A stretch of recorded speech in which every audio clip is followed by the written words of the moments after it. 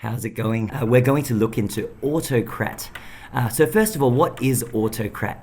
It is an add-on you can put into Google Form so that you can use the data in really useful ways, such as printing out the data, doing what we used to call mail merge, which is using the data, turning it into things like certificates or tags that you can then print out or email as PDF.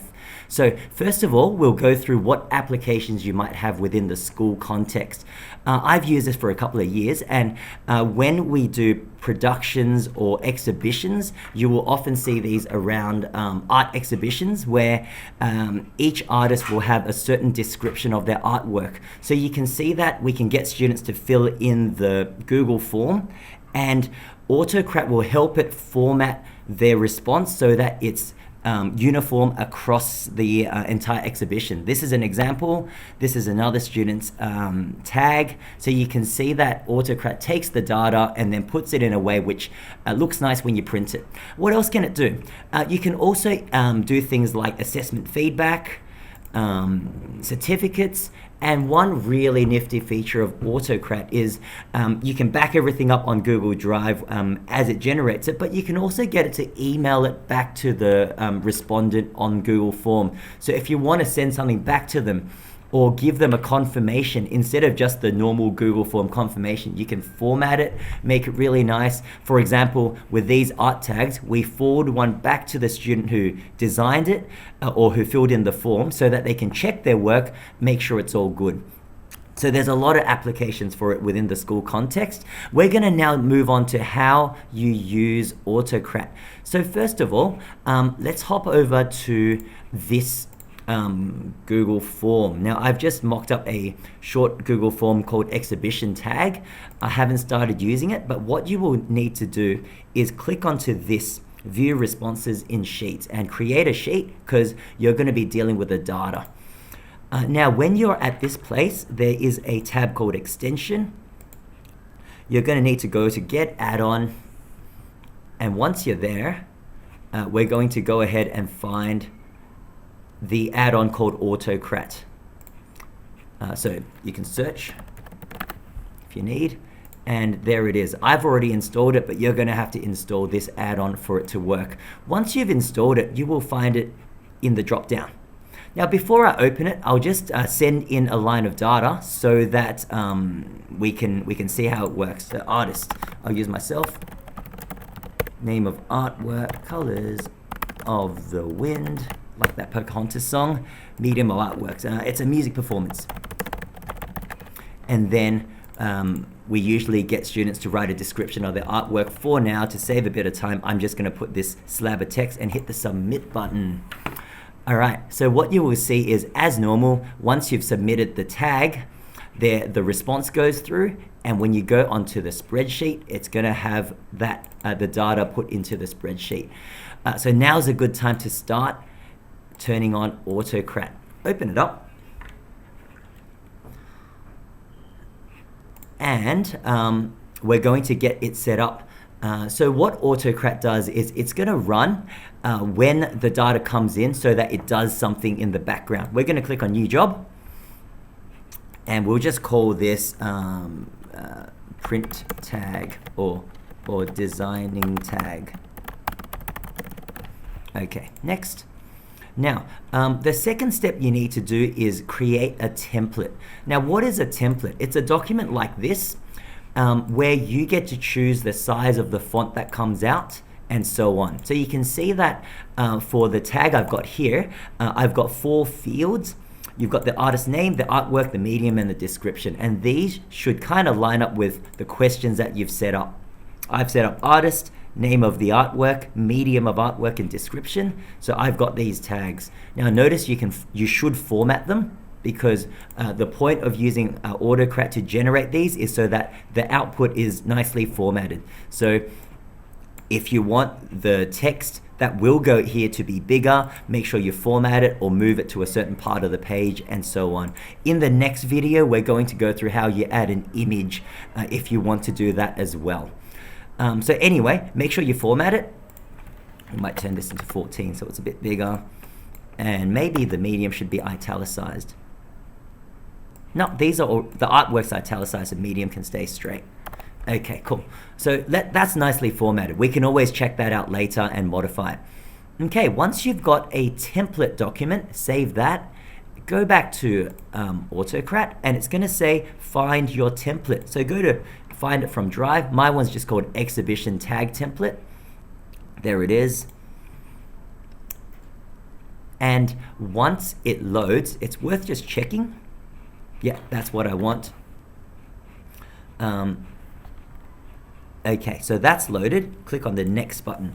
So what it's going to do now is Autocrat's going to read this file and look for the tags that you've got. Tags are where it's got the double, more than, less than signs, and the computer reads that as a special catchword, if you like, to map to a certain field you've got.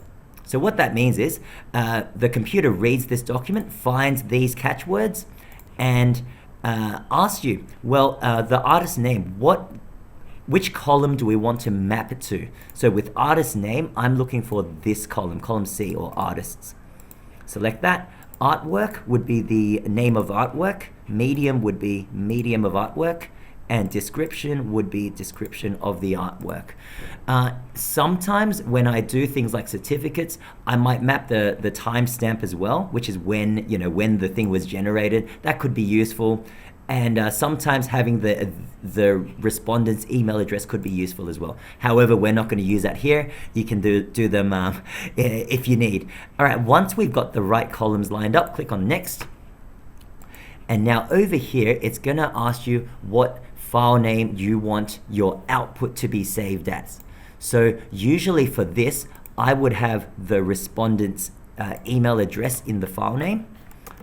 So that, for example, if I submitted the the document will be titled Douglas Sham 1 at Education Exhibition Tag, or so on. You can change the format to either Google Docs or PDF. Docs will allow the student to then edit it, perhaps. PDF just makes it nice and official. And output as classic mode is fine. Okay, next. Choose destination folder. Where do you want these to be saved? So I would like them to be saved back in my 2021 folder, 2022 folder. So you can choose a folder for that to be saved.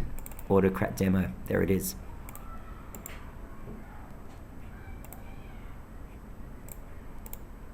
Okay.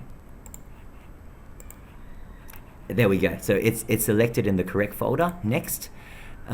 You can look into that if you need. That's if you've got a job which has further complexities. We won't need to deal with that right now. And likewise, merge condition for further complexities. If a person selected a certain option, then merge it in this certain way. You don't need to deal with it at this stage. So we'll move on. Share doc and send emails. Yes, if you want to email the recipient, click on Share Doc as a PDF. It's going to attach it into the email as a PDF. You want to go to the email address and type in subject. Here is your exhibition tag. And then you can do stuff like you can write the body of the email as well. You can use some of these things in the body of the email. I found that useful when I'm doing things like assessment results and all that. So they will have a certificate, but you can also email it as text. Regardless, here's your tag. Regards, Mr. Sham. All right, so you can do a body of your email there as well. Make sure your to subject is there. CC, sometimes you can CC it back to yourself if you want. And also put your own as a reply to. Regardless, let's move on. All right, over here, you want to run on form trigger.